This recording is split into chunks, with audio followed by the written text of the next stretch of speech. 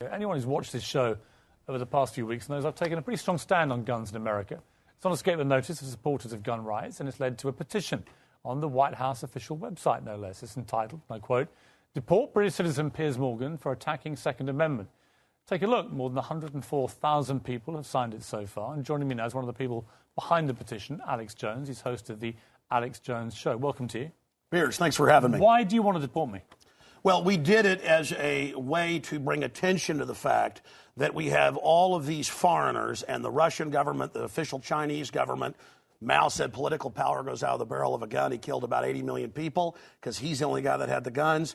So we did it to point out that this is globalism, and the mega banks that control the planet and brag that they've taken over, in Bloomberg, AP, Reuters, you name it, brag that they're going to get our guns as well. They've taken everybody's guns but the Swiss and the American people. And when they get our guns, they can have their world tyranny. While the government buys 1.6 billion bullets, armored vehicles, tanks, helicopters, Predator drones, armed, now in U.S. skies, being used to arrest people in North Dakota. The Second Amendment isn't there for duck hunting. It's there to protect us from tyrannical government and street thugs. Take the women in India. Your piece earlier on CNN I was watching during Anderson Cooper's show didn't tell you that the women of India have signed giant petitions to get firearms because the police can't and won't protect them. The answer is, hey, wait a minute, I have FBI crime statistics that come out a year late, 2011. 20+% crime drop in the last 9 years. Real violent crime, because more guns means less crime. Britain took the guns 15, 16 years ago, tripling of your overall violent crime. True, we have a higher gun violence level, but overall mugging, stabbings, deaths, those men raped that woman in India to death with an iron rod 4 feet long. You can't ban the iron rods. The guns, the iron rods, Piers, didn't do it. The tyrants did it. Hitler took the guns. Stalin took the guns. Mao took the guns. Fidel Castro took the guns. Hugo Chavez took the guns. And I'm here to tell you, 1776 will commence again if you try to take our firearms. Doesn't matter how many lemmings you get out there on the street begging for them to have their guns taken. We will not relinquish them. Do you understand? And that's why you're going to fail, and the establishment knows no matter how much propaganda, the Republic will rise again when you attempt to take our guns. My family in the Texas Revolution against Santa Anna, my family was at the core on both sides starting that because Santa Anna came to take the guns at Gonzales, Texas. Piers, don't try what your ancestors did before. Why don't you come to America? I'll take you out shooting. You can become an American and join the Republic. You finished? Yes, I am finished. You will not take my right. You go through background checks to get guns. How about Prozac? You know the number one. Oh, that's the big sponsor, isn't it? Or that whole class of drugs. Let me ask you a question. Oh, got to cut that off, don't you? Don't want to talk about the U.S. number one cause of death is suicide now because they give people suicide murder pills. Calm down. Your answer is give more money to the psychiatrists and psychologists to put more crazy people on drugs that make them kill people, Piers. Let's try and have a debate here. Yeah. Answer me this question. I'm sick of the same old script here, bud. It's fine, bud. How many gun murders were there in America last year? Do you know? There were about 11,458, and about 74% of those were gang-related, gangbangers shooting each other. You get 3,500 to 4,000. That wasn't the How question. many people died from infections in hospitals? 197,000. Let me just ask you a second That's question. right. How many gun murders were there in Britain How last many year? great white sharks How many kill gun people murders? every year, but they're scared to swim? Right. How many gun murders were there in Britain A last very year? low amount. I already went over those How many? statistics. Do you know?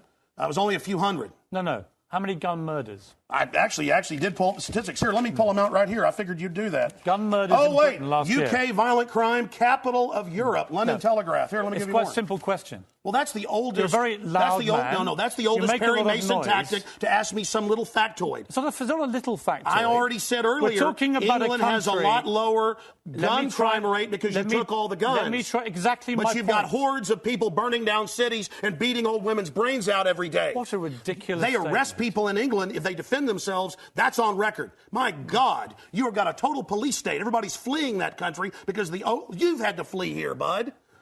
And I want to say this right here. You think you're a tough guy?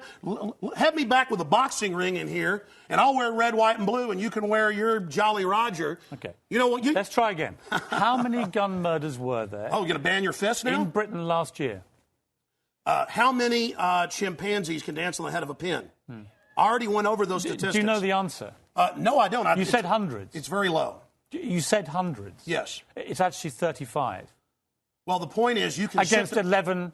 Do you understand the difference between 11,000 Yeah, England and wants 35? to ban knives now because tens of thousands are getting stabbed. Right. But do you understand ban the knives? difference? The knife doesn't kill people. Do you understand? The gun doesn't kill people. Yes. Listen, do you understand you're not going to pull on America's 11, heartstrings. They know your script, okay? You're not going to get our guns. By the way, you guys always say, we just want to take the semi-autos, okay, and all this other stuff. When semi-autos aren't even, rifles aren't even used, but in a fraction of the crimes, you can pull those numbers up, okay? Hold on. Let me ask you one question. Which weapon was predominantly used in the Aurora movie theatre shooting? M4 AR-15 variants. So it was a semi-automatic assault rifle. Again. Okay. But statistically, it's very, very low. Do you agree it was the single biggest shooting in the history of America in terms of people hit by a shooter? Do you know that?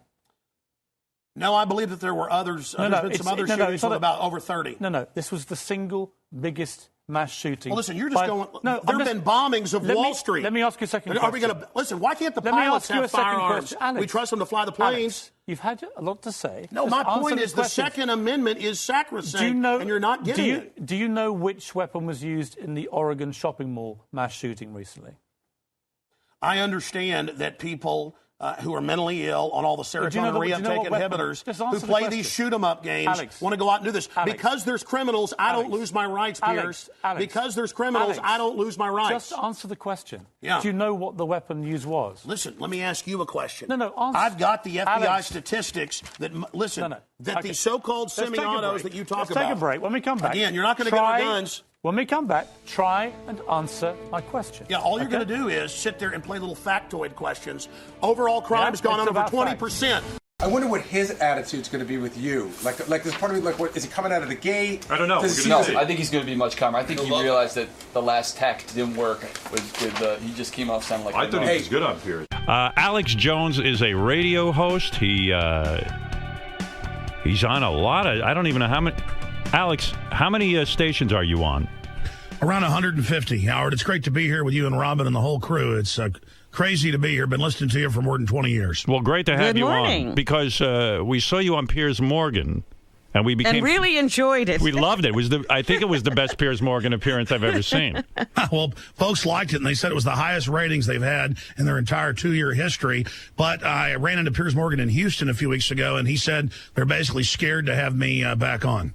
Why? Why would they be scared of you? I guess they're afraid of ratings. Well, he said on video, I actually caught it on video down in Houston, he said, we don't want to give you that much attention. And I'm like, no. It's having controversy on your show that gave you attention and made it the #1 story in the United States for a whole week, Piers.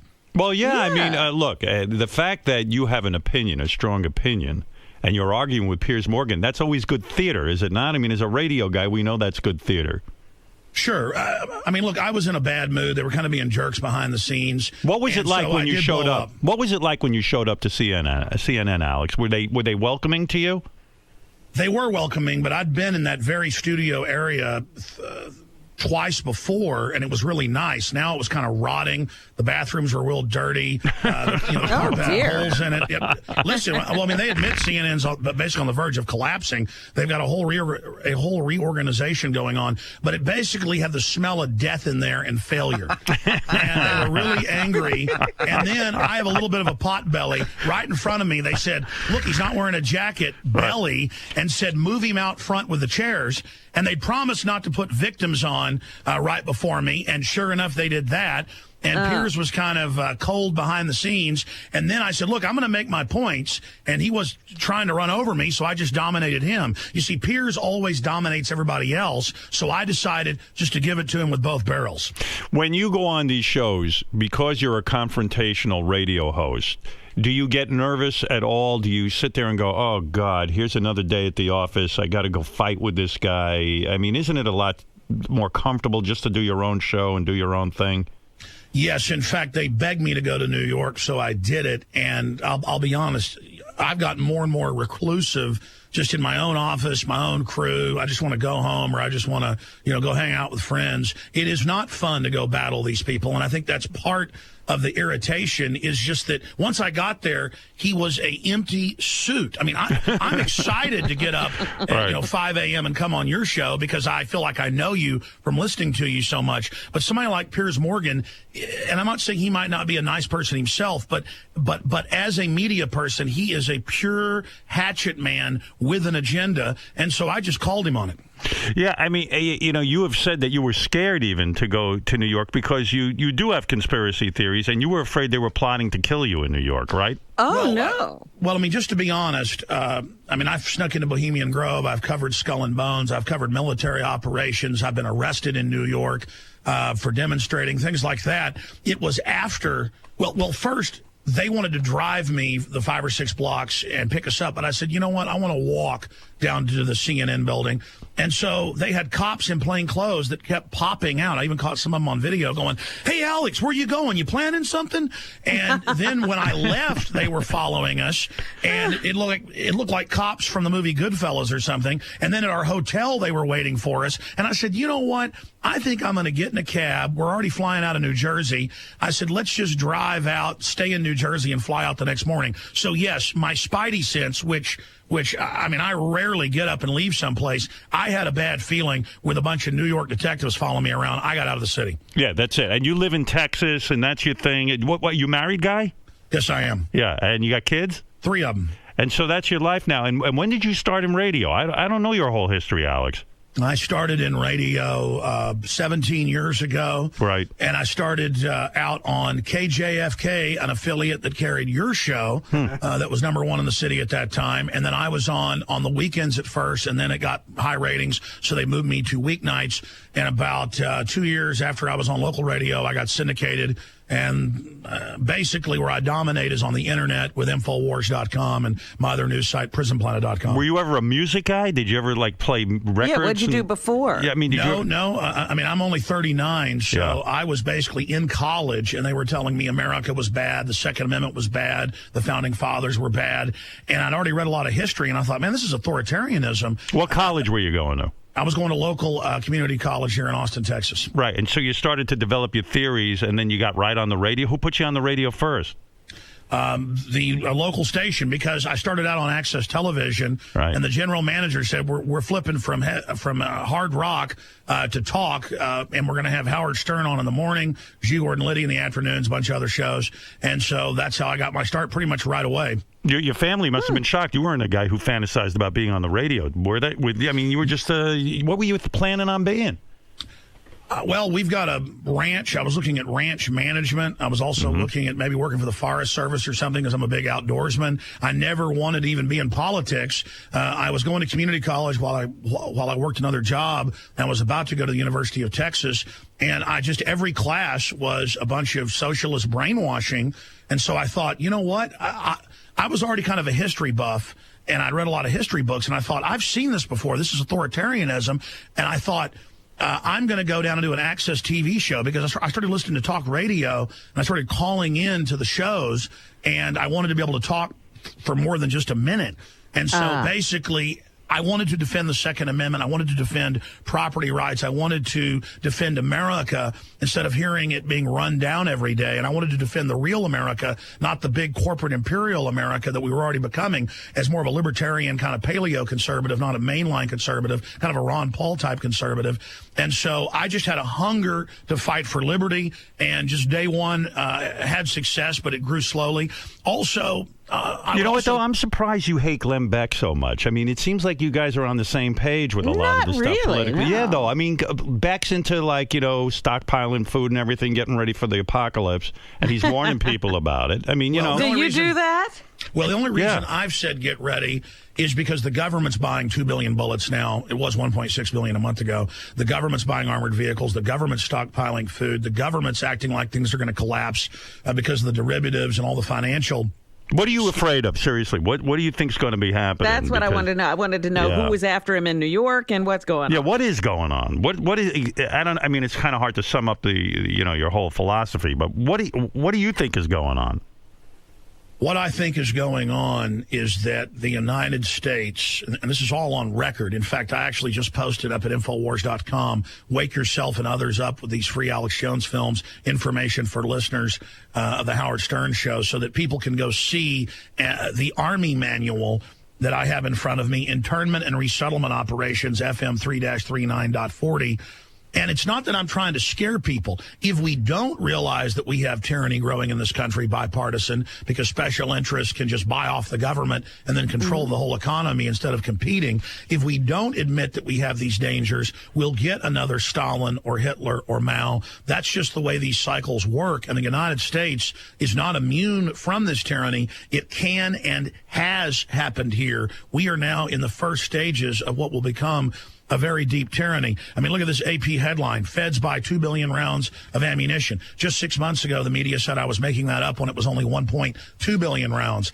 DHS contractor apologizes for selling shooting targets of children, women, old ladies, old men. Homeland Security demanded they make $2 million worth of paper targets of children for them to shoot. This is beyond Orwellian. Robert Gibbs, the former spokesman, just came out on MSNBC yesterday. The video's up on the site if you want to go find it, maybe even play it. It's like 20 seconds long. And he says, listen, as soon as I became White House press secretary, they said, look, this drone program that's illegal, killing people without warrants, without any proof all over the world, you're to say it doesn't exist. And Gibbs says, but it's on record it exists. And they said, look, just do it. And he said, this is like the Wizard of Oz and the man behind the curtain saying it doesn't exist. So even Gibbs is coming out saying it's a total fraud. So what I'm worried about is that our basic Bill of Rights and Constitution is being eroded. And when there's no checks and balances, automatically the worst tyrants in government,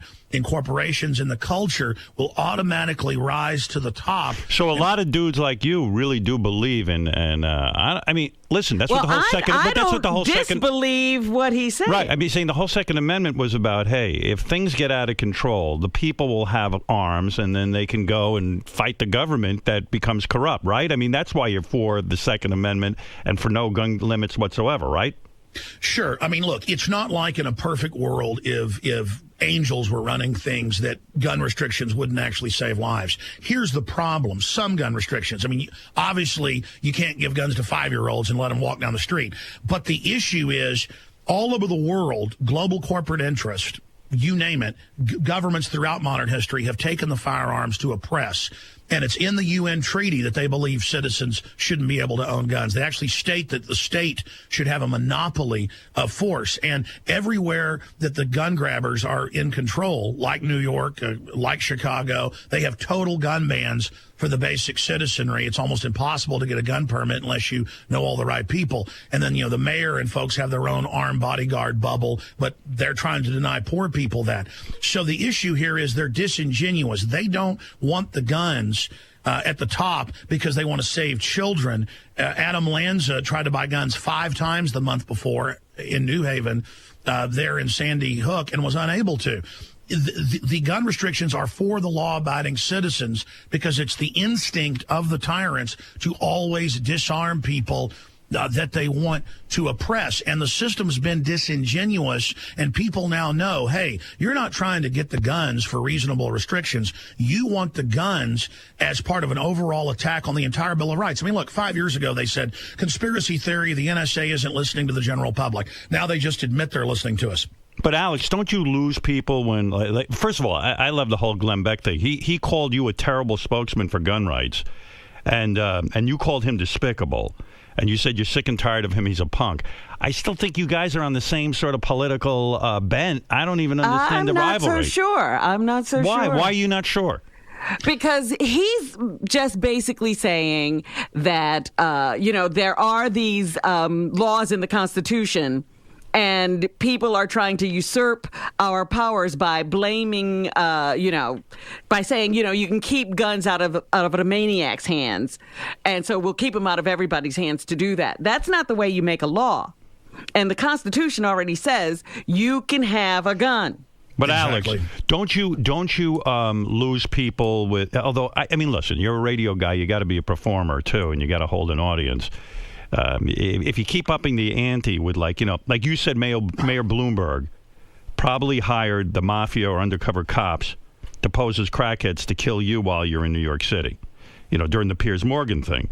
That's where you start to lose people because they're like, you know what I mean? You're gonna like you could probably run for office or something if you didn't go after the really far out there conspiracy theories. Listen, Howard, I totally agree with you that sounds crazy. Right. Okay. Right. Here's the deal. It happened. So I talked about it. I've never put out something saying they're coming after us, look out, this is going on. I was sick when I went to New York, had the flu, was throwing up in the CNN bathroom. That's why I described how dirty it was. It was really disgusting to be bending over a toilet with crap sprayed all over the wall. I mean, literally, not from me, other people. I'm in this filthy bathroom throwing up. I got to go out there. I'm sweating. I'm up there with Piers Morgan. Actually, I wasn't putting on, quote, an act. I was pissed off. I did blow up. But it actually worked out. At first, people were all shocked by it, but then they said, wait a minute. And of course, I heard Robin the day after talk about it. Look, you should be mad. That's being a real American. They said it discredited me, but notice they haven't invited me back because they don't want America waking up out of its coma and getting upset. But listen, getting back to the whole Bloomberg thing.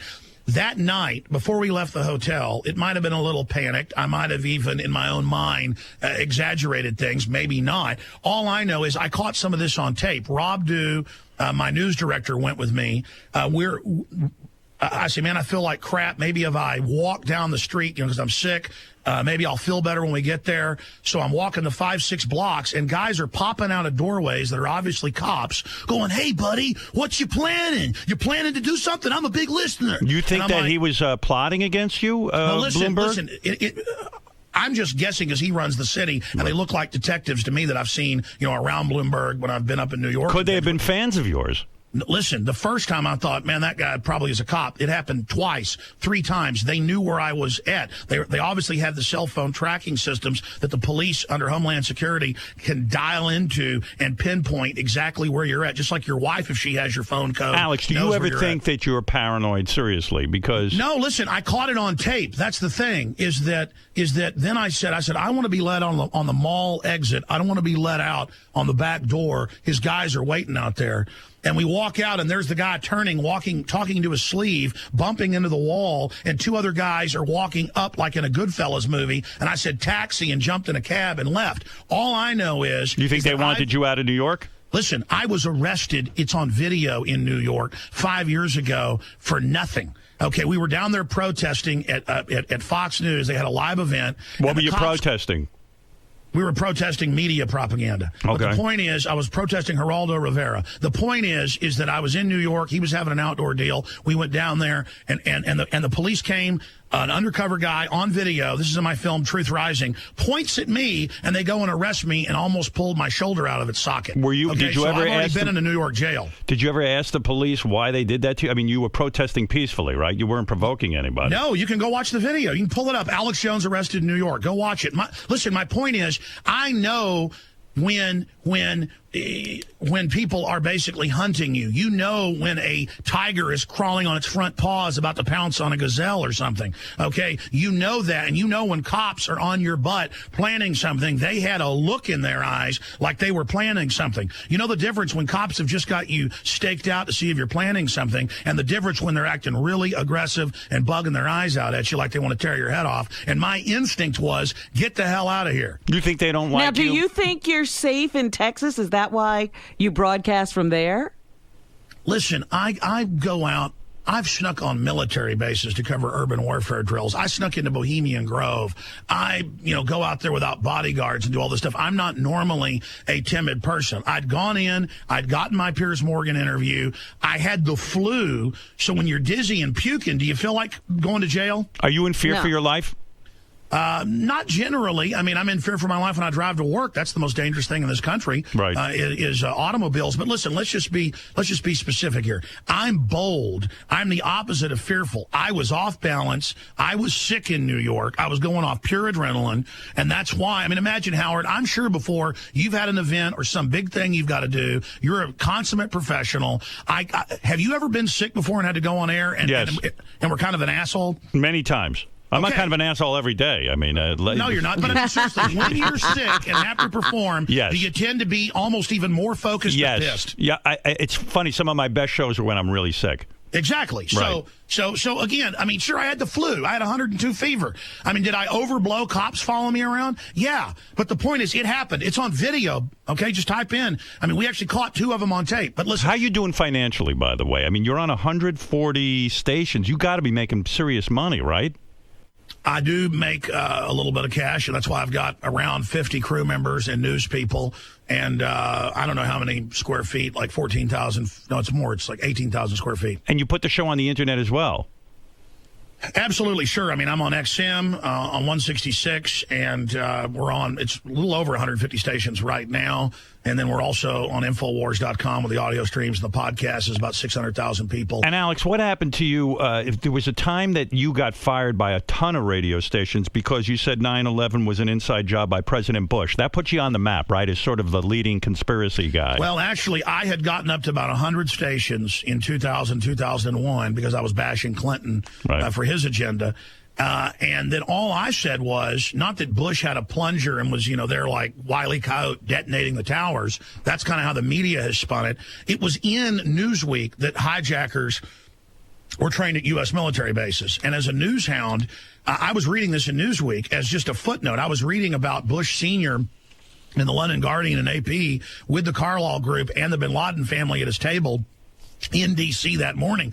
I was reading about when all air traffic was grounded for 2 days, 15, 16 flights of the bin Ladens out of the country with the FBI helping load them on planes to fly them out, including his, sisters and brothers and people. I remember reading about Colonel Stephen Butler in the San Jose Mercury News wrote a letter. And I called the guy at home, and he said, I can't talk to you. I'm getting threats. They started court-martialing him over it. Look this up, Howard. This is just some of the data points. He said, look, I don't know what happened, but Muhammad Atta was in my class. He was a spy. He was a U.S. agent. Then I interviewed Springman, the head of the visa section of the U.S. Embassy in Jeddah, Saudi Arabia, and he said that they were ordered. And this came out in the Toronto, news, New York news. It was just back of the paper that they were ordered to let 15 of the 19 hijackers in from Saudi Arabia the year before 9/11, and it was flagged as Al-Qaeda, and they were told by the CIA. So what you're saying is you believe that somehow the government used these guys, let them do their thing, and therefore it would disrupt the world and would get us enable us to go into Iraq and to go into possibly Iran. In other words, this was all staged. Well, no, I mean, listen, it doesn't mean the whole government or the whole military. It doesn't mean there's not Muslim extremists and Al-Qaeda. Of course there is. Look, here's an example, Howard. You can look up L.A. Times, New York Times, you name it. They now have to admit it. Our government, the Peace Prize winning president, put over 60,000 Al-Qaeda in Benghazi to then take over Libya and kick Gaddafi out, who was actually working with the West. And now Al-Qaeda has taken the country over and Sharia law and the abuse of the women. Now our government is attacking Assad, who's not a good guy, but compared to Al-Qaeda, he's an angel. Our government and NATO is backing Al-Qaeda in Syria in a 22-month takeover. But then when I want to go fly, I've got to have TSA look for bin Laden underneath my balls. So it's a bunch of crap. They're using it to take my liberty. I'll face whatever so-called danger there is, real or manufactured. Stop using Al-Qaeda to take my liberties. And now look at Homeland Security, Howard. You saw it in the news a few years ago. They said the number one terror threat is returning veterans, gun owners, conservatives, libertarians. They're now flipping the script to say it isn't Al-Qaeda, forget them. No, it's libertarians. They're the new terrorists. And that's my problem, just briefly, with Glenn Beck. Look, I got offers 10, 12 years ago. Hey, stop covering this New World Order. The big syndicators will put you on 500 stations, Alex. And I wouldn't shut up, and so I lost about 70 of my stations. I didn't care. I've built it back up to about 150 now because I'm not going to compromise. It isn't just about success. It's about Alex, living in a free country. Explain to me this whole theory you have about putting chemicals in juice boxes to turn children gay. You believe that there's a chemical... Now, why would you want to do that? Why do we want to turn everyone gay? Number one. I mean, who's behind that movement? And what chemical is there that can turn you gay? All right. Now, specifically, I did an hour-long show 4 years ago that got picked up, a hour-long TV special that I did that got picked up by the Huffington Post about 4 or 5 years ago. So it's become this meme where they took out of context where I was showing literally more than 100 articles, and I actually printed some of those off. I'm going to source for you right now. So I was reading about bisphenol A and about hydrofluorosilicic acid and several other chemicals that are in the water, but also in the particular plastics that line the juice box I was showing on air. And I said, in this whole hour-long breakdown rant/news, while I'm showing all these articles and major studies about how the fish are becoming bisexual, the frogs, the amphibians are becoming bisexual, how the fish are committing suicide because of the Prozac in the water, the shrimp are committing suicide. Folks, if you think I'm joking, just type in shrimp committing suicide. That is pretty funny, shrimp committing suicide. Folks, I'm not joking. I swear to God. Sometimes, Alex, I think... Bisexual fish. Yeah, sometimes I think... But I think you see the humor in some of this. I do believe that. Yeah. No. It's so crazy. I laugh at how insane it is. But this is crazy. So you think, because there seems to be... don't you think that your arguments are so far out there? Because you don't have to get that far out. Although I got to tell you something. When I went to summer camp, there was a known thing that they would douse us with a thing called saltpeter. Now, I'm not kidding. And so you know what saltpeter is, Alex? You saw them doing this, Howard. I didn't see them doing it. But we were told it was to reduce our sex drive, and they put it in the food. And how horny were you? It didn't slow me down. I'm so fucking crazy when it comes to sex that it just made me normal. You know what I'm talking about? So maybe, but who the hell is putting? No, see, my theory. Wait a minute, Alex, because I know, I can buy some of your argument, but you don't have to go that far out to make the case that the government is not protecting but maybe he does, citizens. Or else then he doesn't have a radio show. No. Well, that's true. Robin, my problem is truth is so extreme and crazy that it's worse than I'm saying. Listen, here's one Alex, article. explain too. How does a shrimp commit suicide? I mean, I'm just curious. Yeah. When are they jumping off? Yeah, like what do they do to commit suicide? All right. The serotonin reuptake inhibitors, one of hundreds of chemicals in the runoff. The serotonin reuptake inhibitors, the Prozac family, Luvox, all that stuff. It kills inhibition. So when you're having a nice day, everything's fine. But that's why the insert says can make you commit suicide or go on a killing spree, because when you have a bad trip, it's in the psychotropic hallucinogen class, then you don't have the compulsion control anymore. And so it's the same thing with shrimp. Yeah, but what are they doing? Well, let me tell you, how do you they kill swim yourself? right up. Normally, shrimp hide down in the undergrowth in the seagrass. Shrimp become aggressive and go feed right at the surface and don't care about being eaten. Just type in, please, fish committing suicide because of chemicals in the water. And you say there are more bisexual fish. Listen, how do you know? Heard about, in some cases, he seems to know. Half the fish. Listen, exactly. You've now been at the store, I'm sure, and seen it says, hey, our plasticware is bisphenol A, BPA free. Right. Okay, because of my work and countless others' work and mothers caring about their kids, they are, by law in Canada and Europe, removed bisphenol A, one of just dozens of these plastic chemicals that are, quote, estrogen mimickers. And what the Huffington Post didn't report 4 years ago when they made fun of me was the rest of my video. They clipped out that short clip where I was saying, why is breast cancer up 3,000% in the United States? And why are we leading the world in it? And I showed studies that bisphenol A hyper-feminizes women. That's why they're going into puberty now at 6, 7, 8 years old, having kids at 10 instead of 14 being the average puberty. And then it makes males feminine, women hyper-feminine, and then accelerates the aging of the cells in the mammaries and other sexual cells that are generally the ones that end up developing cancer. So a 30-year-old woman at the cellular level has the breast DNA of an 85-year-old woman. Bisphenol A is killing women. My grandmother is almost 90. She's got breast cancer. But what about young women? What about my wife? What about my daughters? What about my wife's mother who had a mastectomy? This is a serious issue. And I said we can make jokes about juice boxes making little boys gay, but this is giving women breast cancer, and they cut it out and said, oh, look at the right winger, saying they want to make kids gay. That isn't what it was even about. It's a byproduct. Are you anti? How do you stand on gay marriage? Where are you on gay marriage? I don't care about it. Well, listen, I'm a libertarian, so I think people should be able to do whatever they want. Yeah, right. Good. Okay. What happened when you went to... So this is not a homophobic thing. What happened when you went on the show The View? Was it a disaster? I didn't see tape of that.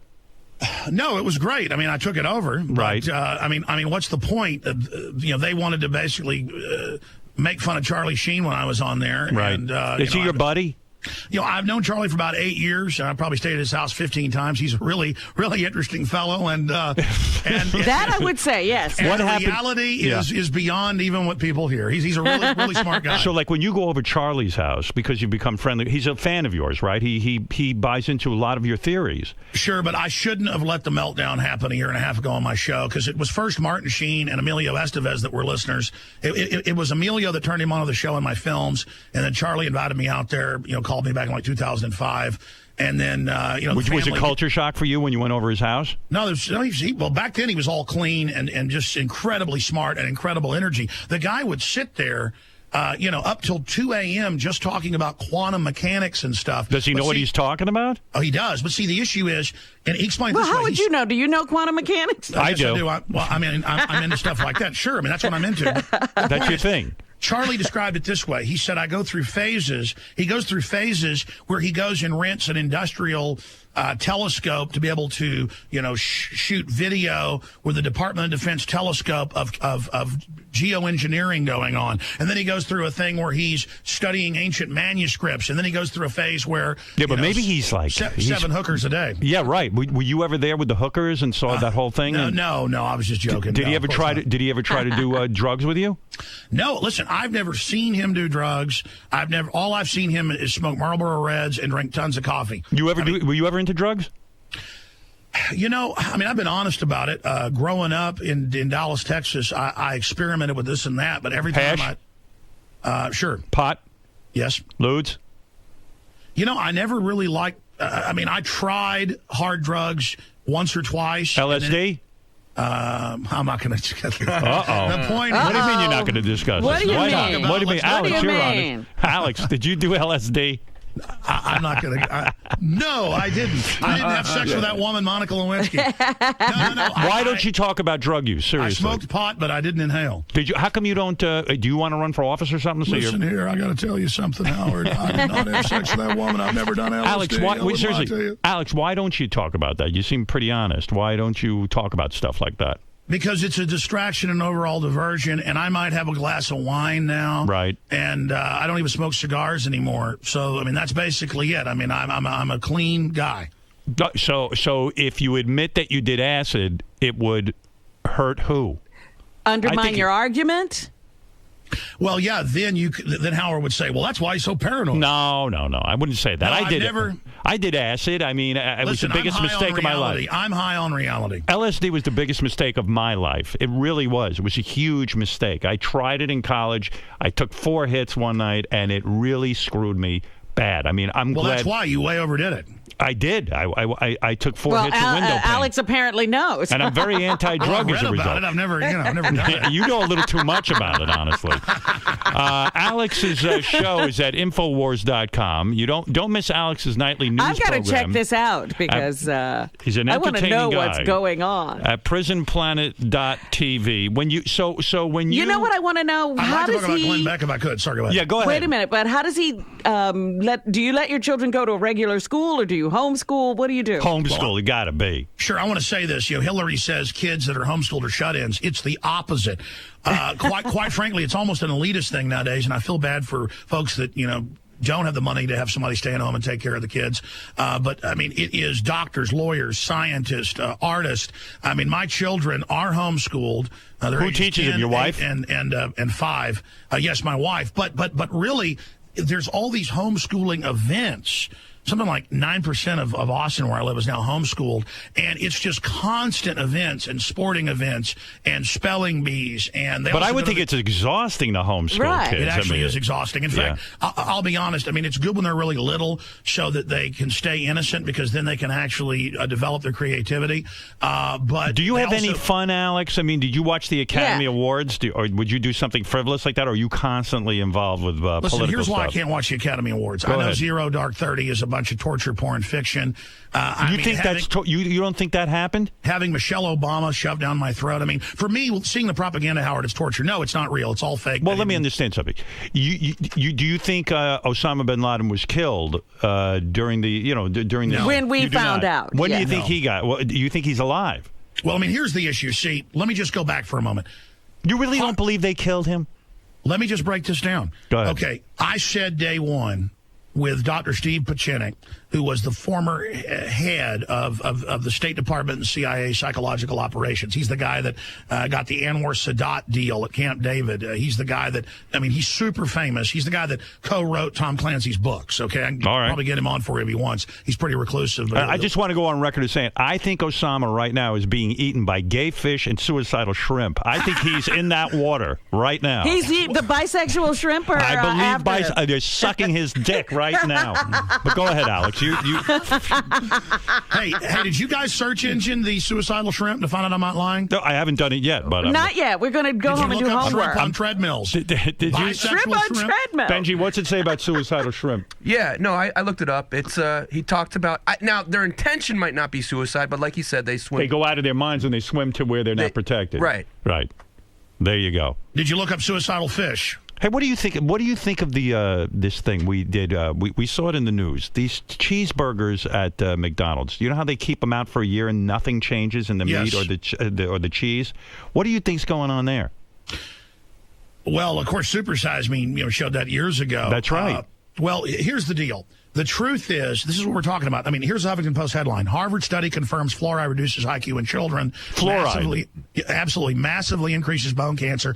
But I mean, just getting back to I want to answer that, but should I anser the bin Laden first? I don't know. We're all over the place. We're all, there are too many questions on the table. Go to bin Laden. Is he being eaten by gay shrimp or not? Well, listen, here's the deal. Dr. Steve Pachinik said in 2002 on my show, and he's a doctor, a medical doctor, not just psychiatrist. He said that bin Laden died of kidney failure and where he died. And even CBS News reported he was at the American Hospital in Dubai dying in 2002. This is what's insane. But that he would be rolled out later by Bush. But see, Walter Cronkite came out before he died. And then Madeleine Albright came out in 2004 during the election, Bush's reelection. And so did Kerry's wife, Heinz.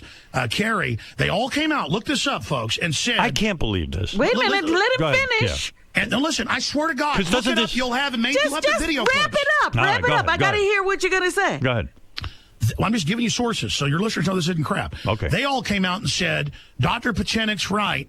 Bin Laden has been frozen. He's at the Dover Air Force Base, and they're going to roll out. I'm serious. I'm not laughing because I just felt they're going to roll out his. I don't blame you for this. Robin's right in there with you. Don't worry. They're going to roll out. No, I just don't believe his death now meant anything. But listen, here's what I'm saying: because Walter Cronkite and the former Secretary of State, Madeleine Albright, came out and said, Bush, don't bring out his body to get reelected. They couldn't do it, so they kept him frozen. And then they had the Navy SEALs go to a house to get the thawed-out dead body, and then they blew up the Navy SEALs when they got on the helicopter so that it wouldn't actually get out. And then 2 weeks later, I talked to one of the Navy SEAls whose buddy died in SEAL Team 6 here in Austin. I talked to him. Remember, 23 of them blew up on the helicopter in Afghanistan. They then blew up the guys so they couldn't tell the truth. And now it turns out no one saw the body thrown off the aircraft carrier. But who's going to all this trouble? They and fired everybody on the aircraft carrier. And how are they? And what about this guy who's in the military who just said he's the guy who put the bullet in bin Laden's head, and he's saying that he can't even get any kind of help in terms of assistance or money from the government. He can't find a job. I mean, he seems pretty legitimate. He put a bullet. It's all part of a psyop, so it's believable, so you feel sorry for him. Listen, it's all complete, absolute. Who's behind all of this, Alex? Who is it? What is this Carlyle group? You mentioned them. Saudi Arabian major group. That is one of the major controllers of that, right along with the Queen of England, the Saxe-Coburg-Gothas. The Rockefellers are a huge, huge part of it. It is the old mega money that makes their money out of government contracts and monopolies. I liked Michelle Obama on the Oscars, Alex. I thought I think she's terrific, an excellent representative. She handles herself well. And her and Bloomberg can now tell us what to eat. What? Her and Bloomberg can now tell us what to eat. Yeah. But wait a minute, Alex. She's more on your side than you know, because she just wants people to be able to eat real food. I know, but she's only worried about, she says it's calories. And yeah, she talks organic. That's good. Okay, so I'm not saying that that's not a good thing. You're actually right. But listen, I'm not even saying Obama himself is a demon incarnate. He's reading off a teleprompter. Not saying he's not a smart guy, but those guys are so busy. It's a schedule. They're being handled. Listen, Alex, on your show, do you ever handle anything frivolous? Like, do you like Michelle Obama's bangs, or would you just like not even get distracted? Or do you go to that? the top 5 or anything? Right? Yeah. I mean, seriously, do you comment on Scary Spice? You do. Yes, you feel she was a good choice for America's Got Talent? Well, I think black women like that are really sexy. So yes. Have you ever slept with a black woman? Well, I'm not going to talk about it. Why not? Everyone wants that to and know, LSD, Alex. he won't. Alex, what happened to you? Dallas, Texas. What happened to you? I did grow up in a chocolate city. No, listen. Yeah, it sounds like a lot of acid and black women in your past. Well, I'm not saying I'm Robert Do me De a Niro. favor before I run out of time, Alex. And by the way, Alex is promoting his, of course, Infowars.com and his nightly news program at PrisonPlanet.tv.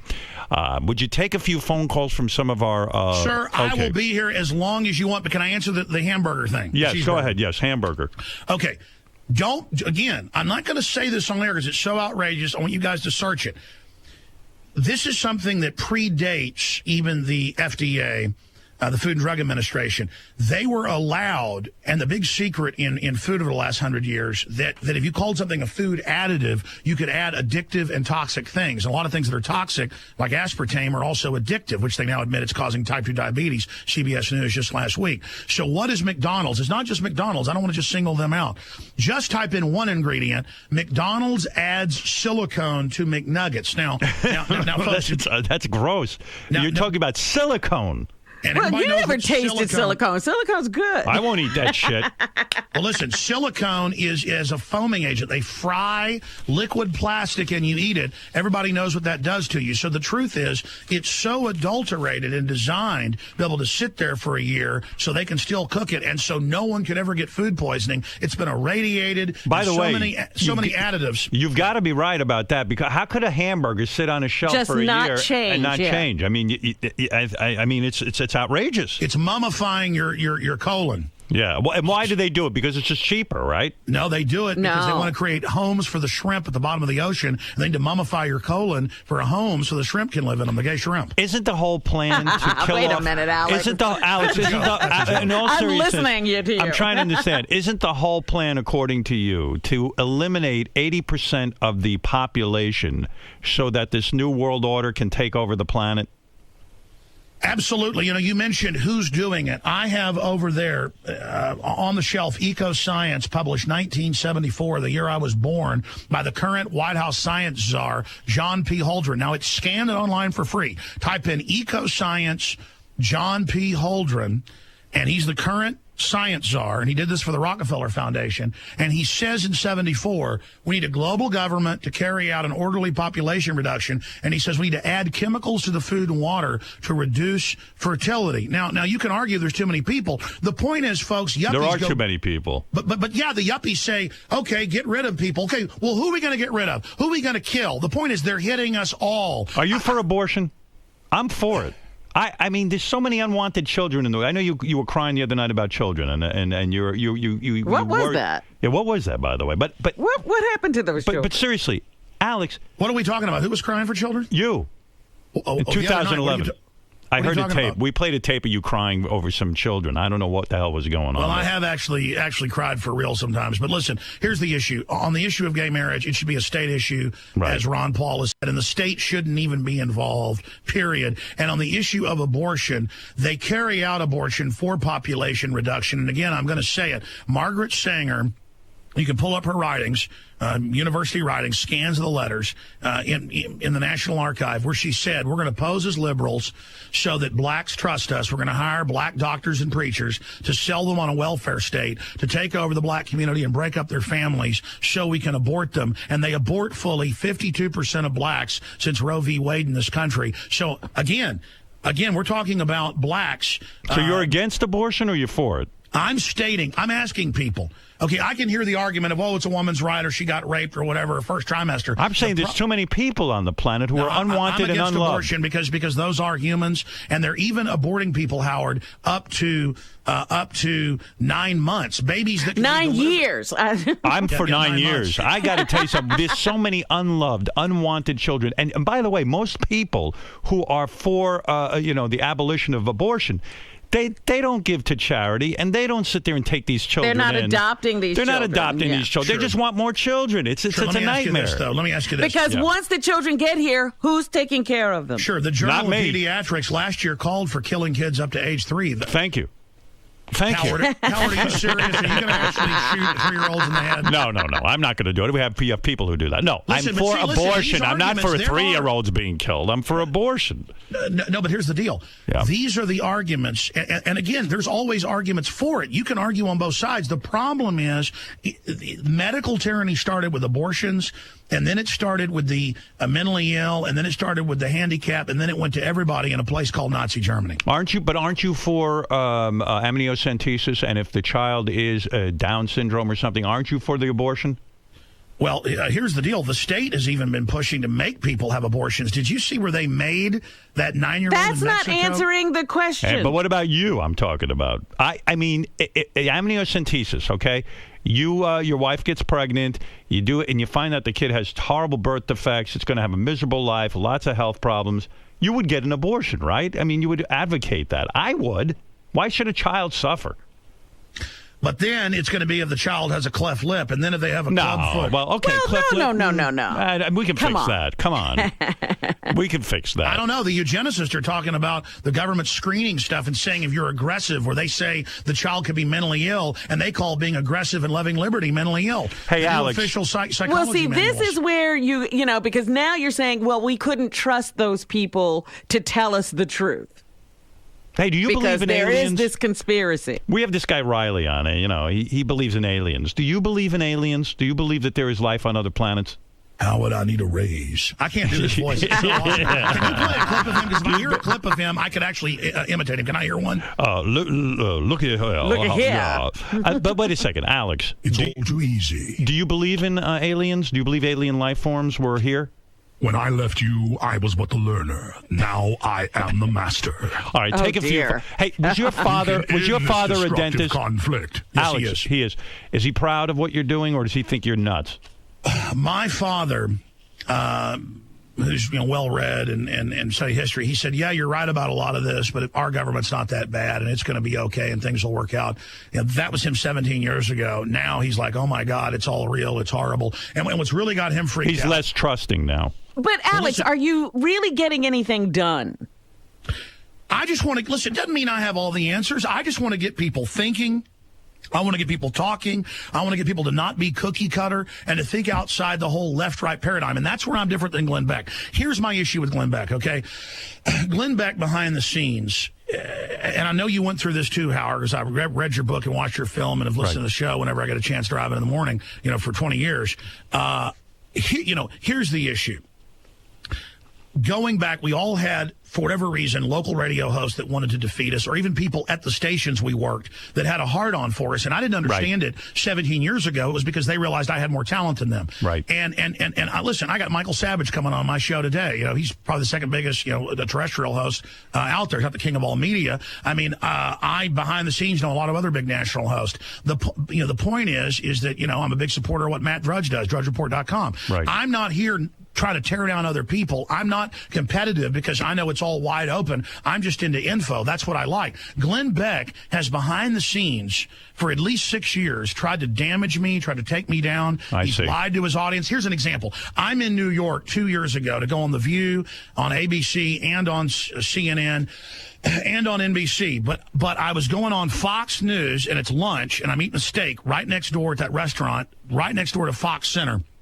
And I'm supposed to go on not one but two different Fox shows, and the producers come over, and a well-known Fox personality, and goes, I really got to apologize. I've been on Fox many times over the years, probably 15 times before that. They said, we really apologize. Let us get your lunch. And I'm like, I don't worry about it.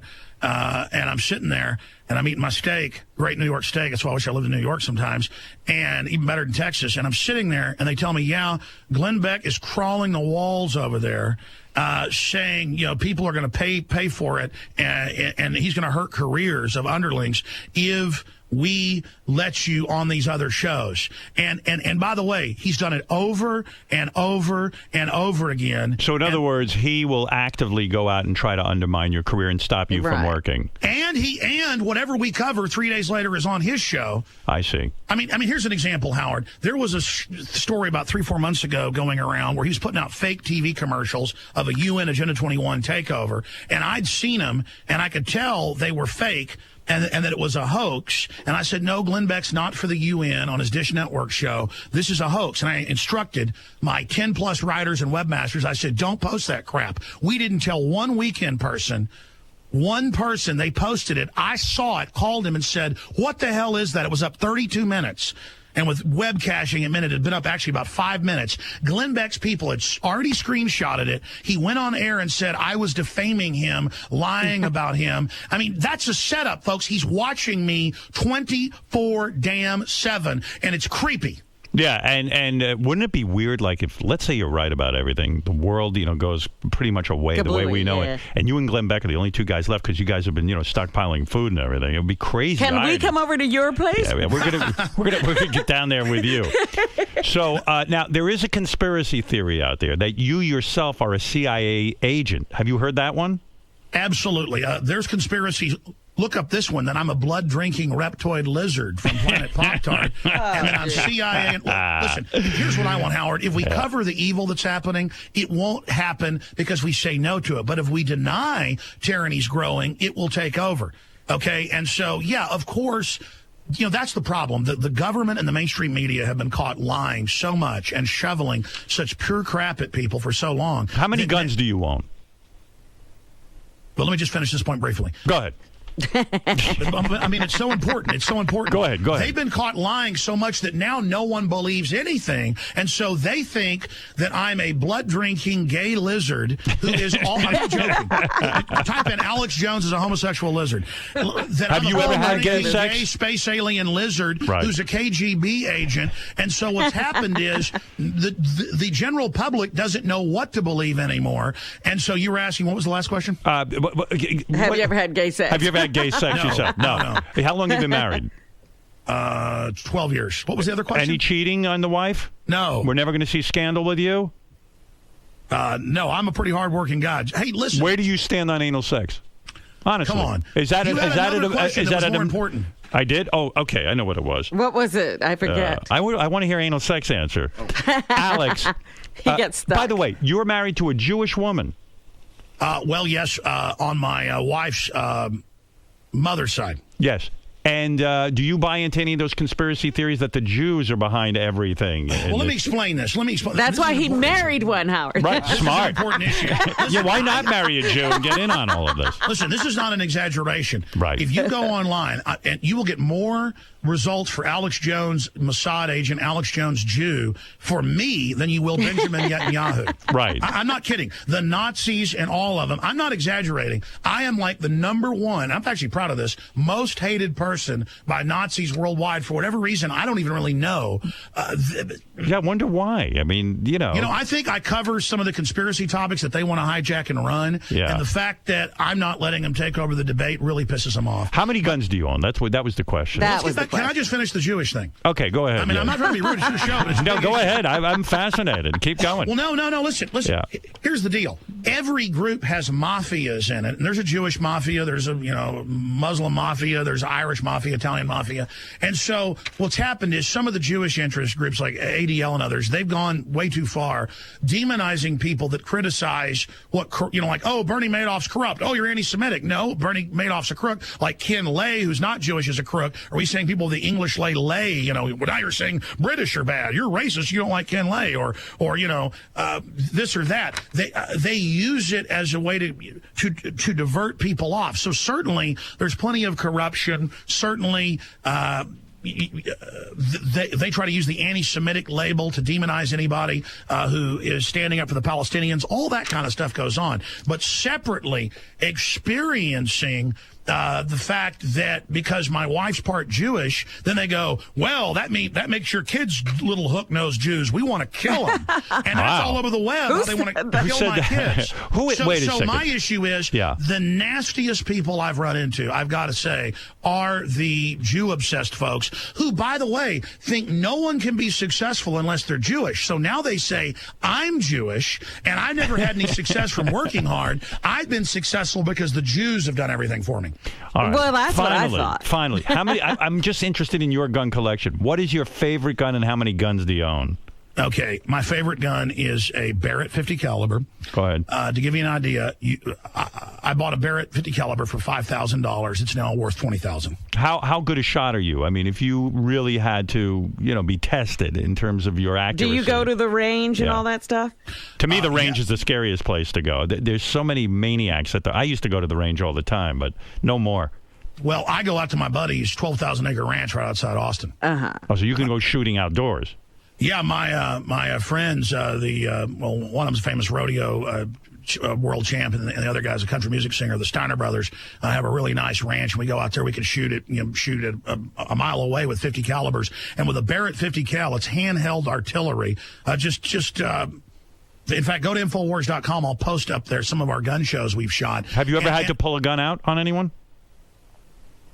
No, I haven't. But expanding on that, I didn't want to sound too wild. I have more than 50 guns because here's the deal. They've all gone up in value. I bought, when I was about 18, the first gun I walked in and bought that I bought at a Walmart was a Ruger range rifle. It's basically like a wood-stocked M16, but semi-auto. I bought it for like $250. It's now worth over $1,000. So it's an investment for you. For me, but I've never sold any of them. I literally, most of my guns have doubled, some have tripled, some have quadrupled, and I've got them distributed, all over the state, basically, and it is a big part of my nest egg. And also, yes, it. But when you first bought that gun, what was the purpose? You just like to shoot, or you're interested in guns? What's the deal? Kill the hippies. No, we have a lot of wild hogs on our ranch. And they eat the baby deer, and they're a big problem, a feral hog infestation. And so I bought that because I was working my way through school and college, wasn't getting a lot of help from my parents, just so I wanted to work on my own. Your father's a dentist, and he didn't help you out for college? He helped me out a little bit, but not much. I mean, what is up with that? That's awfully cruel. Listen, I went into sales right away out of high school. See, I mean, I was making good grades in college, but I was successful because I was. But confident. the old man could have helped you. He's got and he was only going to community college. Yeah, I mean, it's not that expensive. I mean, my dad did buy me a green Mustang on graduation. He did. All right. Well, that's more important. Absolutely. When did you lose your virginity? I mean, it seems to me you got married very young. You haven't had a lot of time to screw around. So okay, well, I'll talk about that. Good. All right. Yeah.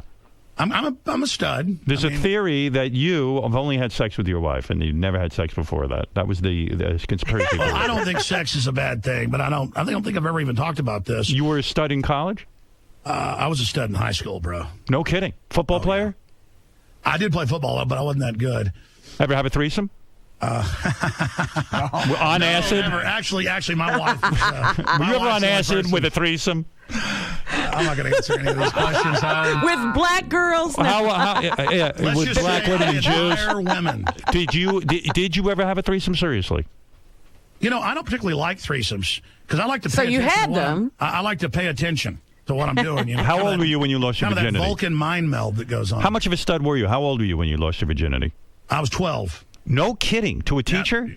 No. It was a 15-year-old girl down the block. Look at you. God almighty. Well, see, here's what happened. I remember... Look at you. That sounds like child abuse to me. No. I remember when I was like 10. Oh, no, it's not bad when you're actually little and it's somebody your age. But the point is, listen, here's the issue. I agree with that. Yes. Listen, here's the issue. I mean, let's just all be honest about it. I'm a red-blooded American, and because I played baseball, just locally in golf and stuff in the neighborhood, we grew up in an upscale golf course area. I hung out with all the older kids who were like 15, 16, 17, and I heard them talking about all their girlfriends, and then the kids my age would lie about all the girls they'd had. So I thought I was behind the curve when I was like 12. And then, the You knew what you 15-year-old were doing sexually at 12? Yeah, what did you do? It was like a duck to water, man. Wow. Are you over 6 Like a inches? fish to water. Do what? Alex, are you over 6 inches? I'm not. I mean, I can get the job done. Really? Where are you on porn? Are you for? You must be for porn. You're a libertarian. I don't really like it because I think it. I think it takes from the reality. I like the visceral. You don't masturbate at all? Not really. No. I like the real thing. No kidding. Nothing like the real thing, Howard. Once in a while, it's fun. No. Look up. You're always telling people look up babysitter porn on YouPorn. There's something you can look up. No kidding. No, but I mean, my issue is. Look at you. My issue is 12 years old. That's fascinating. Yeah. And so you were the aggressor. You got the 15-year-old. You got the older woman. No, I mean, She seduced him. Yeah, no, that's what happened. I learned the joys of older women at that point. How did you know? Did she guide you through your coitus? I mean, no, I didn't need it to be guided. Really? I mean, come on, it's like riding a bike, man.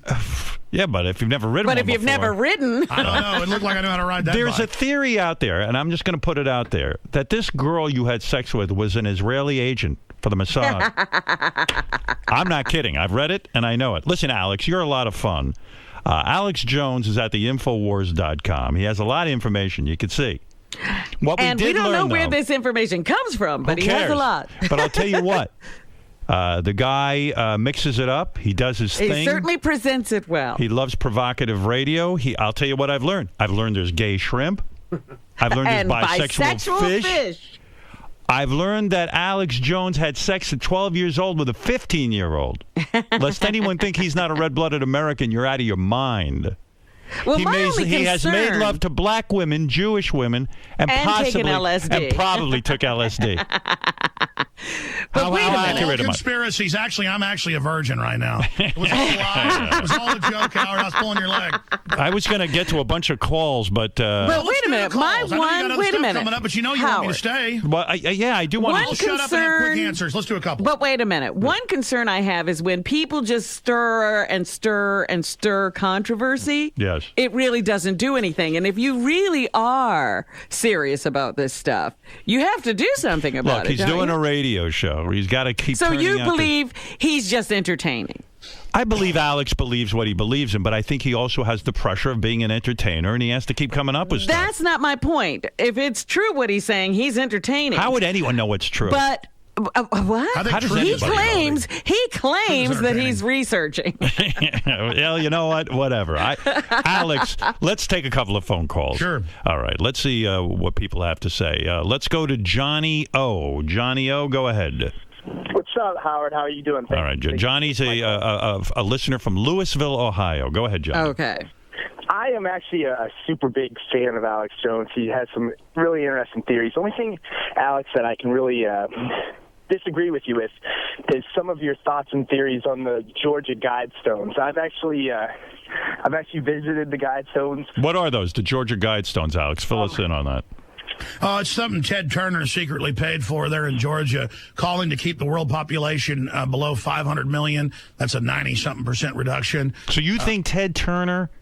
What's a Guidestone? A Georgia Guidestone? Ted Turner has called for world government to forcibly reduce population. No. When you look at shit like that with a negative connotation, Alex, then you are going to have... Let me ask you, is that your Christian background coming out, like, when you think of that stuff? Listen, I do love God. I do have a relationship with God. I do have a spiritual side. Do you believe there's a personal God that you're going to meet when you die? Listen, the universe is wide open. Did you see the big German studies and MIT studies finding that it appears reality is a simulation and there's something holding it together and that it's organized? I mean, we haven't seen any studies, by the way, Alex. Stop asking us if we read study. We don't read anything. Rob and I are empty vessels. Listen, brother, let me tell the guy something. People who say there's too many people, you could argue that, but hey, are you going to kill yourself? Here's my deal. What does it mean? What does it mean? Hey, there's too many people. Everybody's saying that. Start blowing your heads off. Right. Well, no, we're for the people who are here. We want to just keep everyone else off the planet. All right, let's go to Hansy. Oh, Hansy, Hansy, you must love Alex. You believe in every conspiracy, right? Right. I know. I find it coincidence that my show is postponed and then this guy gets to come on this week. See, there's a conspiracy. Yeah. Fuck you, Alex. Wow. Oh, You sound tough, man. Don't hurt me. By the way, Hansy's a big conspiracy guy. He believes in the Illuminati. Where are you on that, Alex? The Illuminati is on record. They got the documents in the 1780s there in Germany. Hansy claims I'm in the Illuminati. It became the Jacobins in the French Revolution. And there are National Archive letters of George Washington who battled the Illuminati here in America. Okay, but Alex, see, this is what I don't get. See, you give out information, and I'm not even denying that. Like, I learn a lot from you. But the part is that how do you get away with this stuff? How do you sneak into Bohemian Grove and nobody in the FBI, CIA touches you? See, that's why I think you. Because the force is with me, buddy. Hey, and by the way, he uncovered gay shrimp. Let's see you do that, Hansy, when we give you your show. No, suicidal shrimp. Suicidal gay shrimp. Hey, Alex, what if Hansy's show is such a success and you turn into Glenn Beck and you try to undermine his show? Listen, I wish him success, but you know who needs more time? It is the guy that thinks he communicates with aliens. He's got the best voice in the world. Riley, yes. Captain Jenks, you're on the air. Listen, if you play a clip of him, I can actually copy him, but I have to hear it first. Go ahead, Jenks. Yeah, Alex, I was just curious how you could allow yourself to cry like such a pussy little bitch girl on TV like that. You cried on TV? You know what? Because real men break down and cry sometimes. I have real emotions. Alex, why do men in this country run deep. Alex, why do men in this country think that if you cry, you're some sort of pussy? Doesn't it take a real man to show emotion? Listen, I don't usually cry. Back when I got in a lot of fights, it wasn't just women. I was like in street fights. I used to walk, 4 miles when I was like 15 years old. If somebody challenged me to a fight down the railroad tracks. And let me tell you, you better watch out. If I start crying, I can stomp your ass in the ground. Are you a good physical fighter? I'm a little out of shape now from just sitting here all the time. But yeah, I'm a badass. Yeah, and you've beaten up guys? Yeah, I put people in comas. You have? Whoa. Is that documented? Where can I read that? Well, it's all sealed in juvenile records. I'm just joking. I'm not tough. Right. This guy would kick my ass in a minute. Everybody that talks about being tough's a wimp. Captain Jenks, you've never cried? No, I've cried, but not on national TV like that. How play for him and let him. Well, I don't even know which time was this that I was crying. Is this the tape that I played earlier? Oh my goodness. The children, yeah, that one. Wait, let's see if I have it. I don't think I have it. Captain Jenks, I'm shocked at you. Yeah, let me see. JD1 in red, Howard. Here, Alex, I'll play it for you. You got to watch the video. It's unbelievable. Hey, Bapa Booey, you thought I was going to come on here and be mean to Howard. I'm not. I like real people, man. You're a little man, I'm keeping it crying like that. Oh, come on, Jenks. I was crying like the guy in Deliverance. I can't squeal, piggy. Let me hear you squeal. All right, here it is. This is you crying, Alex. Here you go. And then last night, God just showed me so much, and I couldn't even talk. And I do not even feel worthy to be here bringing you this information. And it just absolutely brought me to a place I've never been. Where God just really says, you want to see the evil? Here it is. Feel it. And to feel what the children are feeling, God Almighty.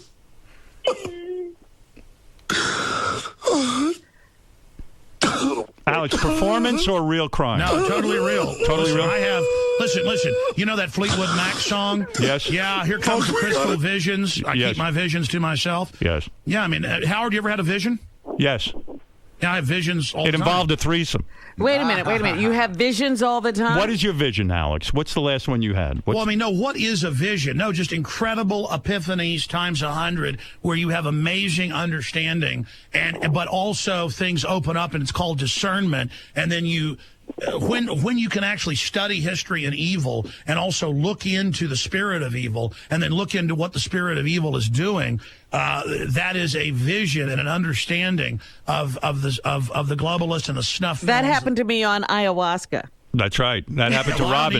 I don't need to take ayahuasca to go to that place, but go ahead. I got to tell you, Alex, I've learned a lot this morning. I do have to wrap things up because, we do take breaks, but I got to tell you. Do you go to one of those big mega churches? No. No, I don't go to church. Where do you don't go to church? Establishment BS. You know what I'm startled. I'm startled that Alex is a big Scary Spice fan and actually excited about her joining AGT. Amazing. That was the biggest surprise of the morning. I didn't know where he would stand on that. I didn't know. So you don't go to church at all? You just do your own thing? I have a relationship. I can feel the spiritual energy. And I have goodwill. I want everybody to go into the future. I want humanity to survive, not merge with the machines. They're planning to get rid of the whole military, have it all drone, all robot. It's a technocracy. I mean, read Why the Future Doesn't Need Us by Bill Joy, where he goes to a big technology elite meeting with 200-plus billionaires, people that own these major systems. This was in Wired magazine in April of 2000. How many books are you reading a week? And he said the elite plan on basically killing everybody. The elite don't want people anymore. They have robots. And so we need to have this who debate. are the elite going to be with? Hey, how many books are you reading a day? I mean, you got some amount of reading you're doing. I have read probably 400 books on history. I've probably read 200-plus books written by globalists. And how many a week? No, I don't really have time to read a lot of books anymore. I kind of read through bibliographies, and I see where things have been sourced, and I order the book or look it up online. What is the most trusted news source to you? I always thought the New York Times. You don't believe that. The most trusted news source is having a long-term memory and an understanding of history and human behavior and the globalist agenda. But what do you read? What do you read that you trust that you think is on target? I read everything. Publication, none of it. What publication do you like? It's not so much a publication. There are real reporters pretty much everywhere. Who do you like? Who's your number one guy? I know it's not Piers. He said Drudge before. Drudge? I don't know if he's like... Is Drudge... DrudgeReport.com is the one place where you can really, if you're the king of all media, Matt Drudge is the king of punching something out there and being able to make something the news of the day. That is unbelievably rare and unique. Because it's all the big radio hosts, the national news. I've been in national newsrooms. They all have it on Drudge. And so Drudge is a place I check all the time. Have you ever interviewed Jesse Ventura? Yeah, I'm good friends with Jesse. I would think so. I mean, you guys have a lot of the same things. I actually Have you been down to Mexico with him? Did you go down to Mexico? No, I haven't had time to go down there. But, his son helped wake him up. Jesse already knew about the Kennedy assassination. Right. And his co-author helped wake him up to a certain degree. But Jesse's, you know what? I don't agree with Jesse on a couple issues. It doesn't matter. The guy's real. All I want is reality. All I want is real damn people, not fakes. All right, fair enough. Well, he does, Howard. Yes. Howard, he does have a point, because even on 60 Minutes a few weeks ago, they did this segment on robotics. Right. And they said robots are going to take over the work of the world. And then the reporter from CBS said, well, what are regular people going to do? And the guy did not answer. He was like, these people are going to take over the work. There's going to be no work for people. We have to fix the robots. Let me leave you with one chilling point. That'll be very few people, Howard. Let me just tell you one chilling point as we leave here. In literally hundreds of white papers by MIT and others, and if you want this, I'll send it to you. I'm not kidding. What they say they're going to do is they're going to, in vaccines, inject us with what they call an anti-stress or anti-drug use vaccine, but they're not even going to tell you.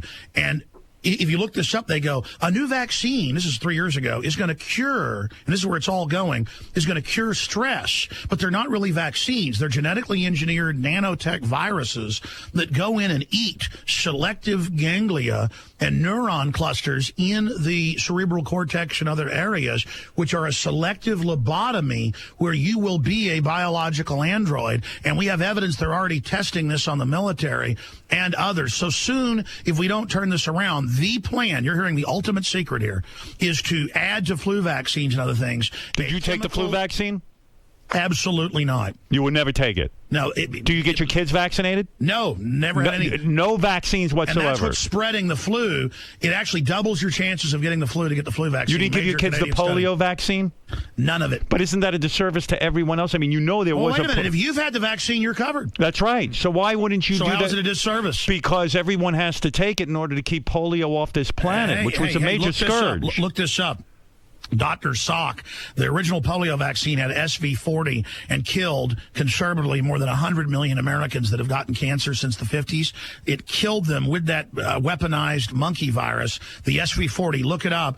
And the original stocks they're still using is what's causing this. And look up last year. But you don't think polio being off the planet is a major innovation in this country? Okay, look this up. Right. Look up German government takes clean vaccine, or Chinese government has secret organic gardens. Vaccine technology is real. The problem is they're adding stuff to it. Listen to this. This is key. Look up 46,000 children paralyzed last year. 46,000 children paralyzed in India from flu vaccine. And it's back of the paper. They're spreading the polio with the vaccine itself. But, Alex, aren't you in danger of scaring people so much that things like polio could even make a comeback? Well, this is what I'm saying. You're constantly stirring and stirring. Right. You're not really getting anything done. I'm warning people. Listen. I'm afraid to take vaccines. You should be wanting to take over the government and fix things. Oh. If this is the way it's going. My mother doesn't take flu vaccines. Just about 15 years ago, she was running triathlons. She's still a master swimmer, and she wins silver medals in major competitions. She must have a great body. But the point Why is... are you asking him about his mother's body? I'm just curious. If she's doing that much athletics, she must be pretty hot. Well, my mother did look like a supermodel when she was younger. But the point is, getting back to all this... My mother's a D cup. What do you think of that? My mother... And I've seen them. There you go. Right. Listen. What did your mother do, Alex? You're getting all befuddled. They told her on the team, they said, everybody go get a flu shot, and almost killed her. She doesn't take it anymore. Did you see the news the other day? I'm worried that everyone is afraid of these vaccines. But polio vaccine is a great thing. Wait a minute. And who Howard, did you see, here we were carrying on. Alex, wait a minute. We can't trust anybody. Listen to me, because I'm telling you, he's on to more than you expect. Who, Alex? The other day, yes, wait a minute. I thought he was locked up somewhere. All right, go ahead. The other day here, 2-3 weeks ago, we were debating flu shot, no flu shot. Right. Everybody's taking the flu shot. Everybody's being told about this great flu epidemic. Yesterday, the news was that the flu shot that you took was only 9% effective. Oh, please. Alex, aspirin, good or bad? It's good unless you're under 3 years of age. It's a miracle drug. All right, listen, I got to wrap this up, so I'm going to ask you one final question. Yes, sir. You said you like truthful people, you don't like phonies. Give me your list of the 5 biggest phonies on this planet. Oh, my God. Come on. Give me 5 names We won't of people. even know them. No. Elizabeth Saxe-Coburg-Gotha. Notice we never know their name. How many people That's is that? what I'm saying. That's there the you Queen go. of England. Elizabeth Saxe-Cobra-Gerber? No. Elizabeth Saxe-Coburg-Gotha. You're saying that's the Queen Mother? No. That's the Queen. Queen Elizabeth II. Oh. And I do mean the second. Yeah. Her real name, notice it's House of Windsor. That's a brand name. They're actually a German family that's not even German. Did you know they're Transylvanian and that their lineage is actually to Dracul and the Dracula Castle? Wow. And that they actually She is there. a vampire. A vampire. No, come on, Alex, give me 5 modern-day people who I might know. Queen Elizabeth is here. All right, who is the worst person on the planet right now who's a big fake phony? Well, I mean, look at how the Pope's having to resign, all these other cardinals over transvestite parties. Right. So you're saying the Pope transvestite parties? That's right. No. Have you yourself ever been to a transvestite party? No. Are you worth $5 million? Did you sneak into the transvestite party? Alex, are you worth $5 million? I see those. Is that site that tells you worth? Yes. Does it accurately guess yours? No. Yeah, it doesn't accurately guess mine. Are you worth more than $5 million? I'm not like Glenn Beck that goes, I just signed an $80 million contract. Right. So where are you at financially? Are you a multimillionaire? I'm not going to talk about money, man. It isn't cool. So money, acid, and black chicks, you're off the record. Well, let's just be clear here. Let's just be clear here. Yeah. I've got a big ranch that our families had that they got in the Mexican land grant in 1830. But I don't really come from what you call a rich family. Didn't you pay $800,000 for that ranch? No, I can't even buy anything for that. Anyways, the point is, really? I was going to say, where's your ranch, in a swamp? It's at the CNN building. All right, listen, Alex, we've yented it up for an hour and a half. They're doing what's that ink blotter thing they do? Rorschach. Yeah, they have like shit all over the walls, like a Rorschach painting. What do you mean they have? What do you mean they have shit all over the walls? He said that Piers Studios are falling apart. Yeah, but let me tell you. Okay, I've been in there a couple times before. Very same floor. Been on Joy Behar, you name it. Been to CNN multiple times before. It used to be all glistening nice. Holes in the carpet. Light bulbs burn out. Everybody looking freaked out because they're running out of money. You're saying. But listen, let me tell you what happened. So I'm sick, and I'm like, oh my God, the flu. I got to throw up again. So they put me in this green room.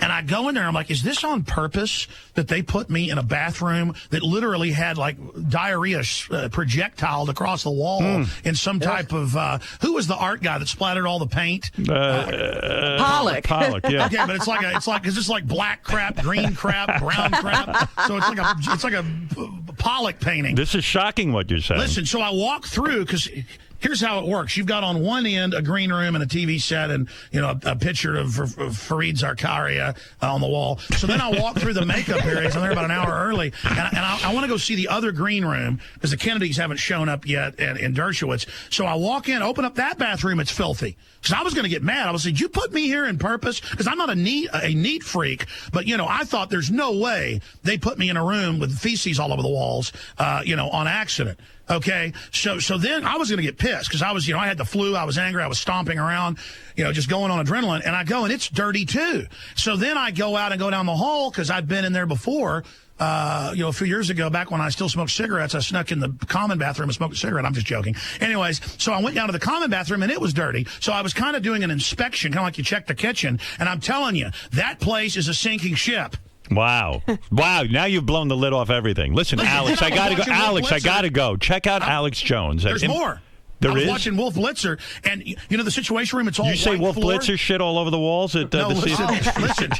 He has a white floor on Situation Room. Next time you're watch the white floor, and used to it was all glistening white. There's like black and brown spots and scuffs on the white linoleum. Look carefully how threadbare they are. When you watch CNN, you'll see the rotting.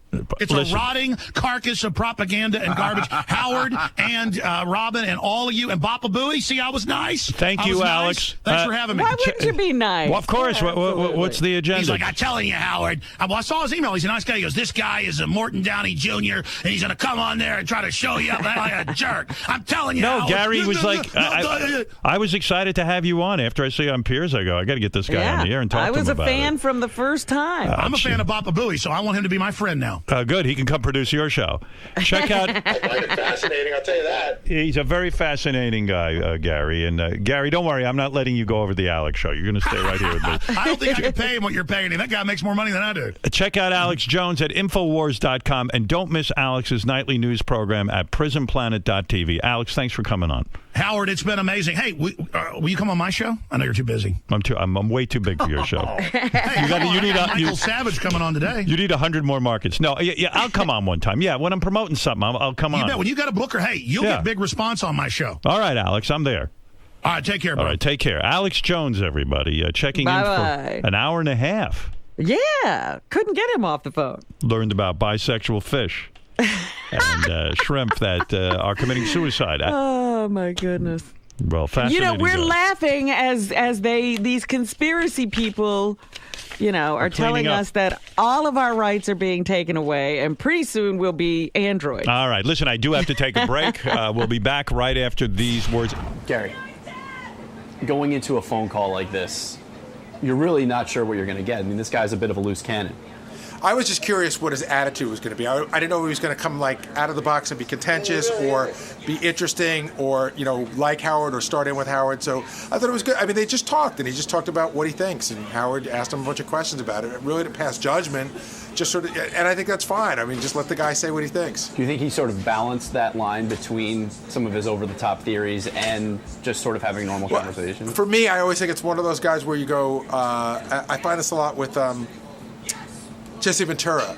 It's like, wow, that could be, that's really interesting. That could be possible. Then I say something else. I go, he's fucking crazy. That can't be true. He was a fan of yours, Alex Jones. He kept mentioning Baba Booey. Yeah, I know. I think it's just a fun word to say. I don't even think he knows who I am, but I was honored. Does that sort of thin out your ranks a little bit? If you say you go into a phoner and you think this guy's a nut, and he's got all these crazy theories that you completely disagree with. I just wasn't sure if he was going to come and be contentious with us because I saw about Piers Morgan. I thought, well, maybe that's his move, that he's going to come right out of the box and start in with us. But it wasn't. I appreciated that. I think it was more interesting to have a conversation.